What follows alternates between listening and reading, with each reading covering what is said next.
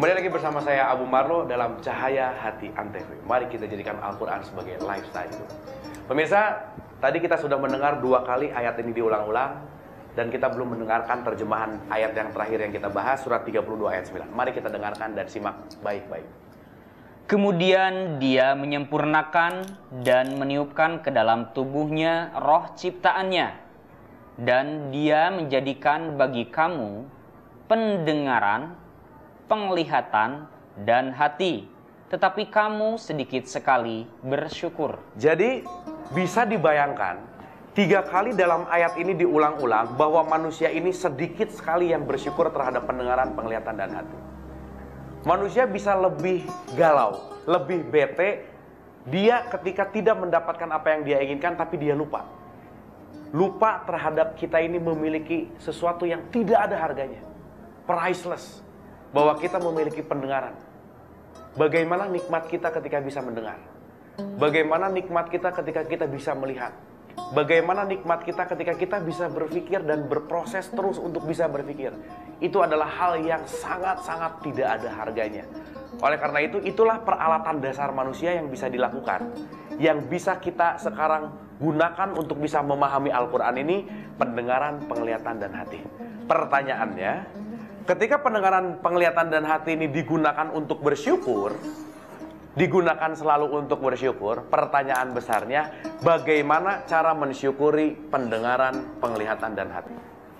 Apa yang harus kita lakukan untuk selalu mensyukuri pendengaran, untuk selalu mensyukuri penglihatan, untuk selalu mensyukuri hati, akal, pikiran kita?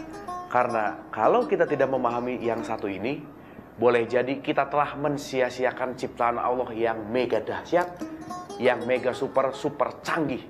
Bahwasannya kita harus selalu mensyukuri pendengaran, penglihatan, dan hati. Bagaimana caranya? Surat 7 ayat 179. Silakan. A'udzu billahi minasy syaithanir rajim. Bismillahirrahmanirrahim. وَلَقَدْ ذَرَأْنَا لِجَهَنَّمَ كَثِيرًا مِنَ الْجِنِّ وَالْإِنسِ لَهُمْ قُلُوبٌ لَا يَفْقَهُونَ بِهَا وَلَهُمْ أَعْيُنٌ لَا يُبْصِرُونَ بِهَا وَلَهُمْ آذَانٌ لَا يَسْمَعُونَ بِهَا Ulaika kal an'ami bal hum adall ulaika humul ghafilun. Oke, kita dengarkan terjemahannya. Dan sesungguhnya kami jadikan untuk isi neraka jahanam kebanyakan dari jin dan manusia. Kebanyakan akan menempati neraka jahanam, bayangkan. Jin dan manusia. Boleh jadi kita salah satu di antaranya. Nauzubillahi min dzalik. Kenapa demikian? Karena orang-orang kebanyakan di muka bumi ini tidak bersyukur terhadap pendengaran, penglihatan, dan hati. Sehingga neraka jahanam ini dipersiapkan untuk orang-orang yang tidak bersyukur itu. Makanya di sini dikatakan bahwasannya kebanyakan. Kenapa bisa demikian? Lanjut ayatnya. Mereka mempunyai hati. Mereka mempunyai hati. Lanjut. Tetapi tidak dipergunakannya untuk memahami ayat-ayat Allah. Mereka punya hati, tapi tidak dipergunakan untuk memahami Quran. Lanjut. Dan mereka mempunyai mata. Mereka mempunyai mata. Lanjut.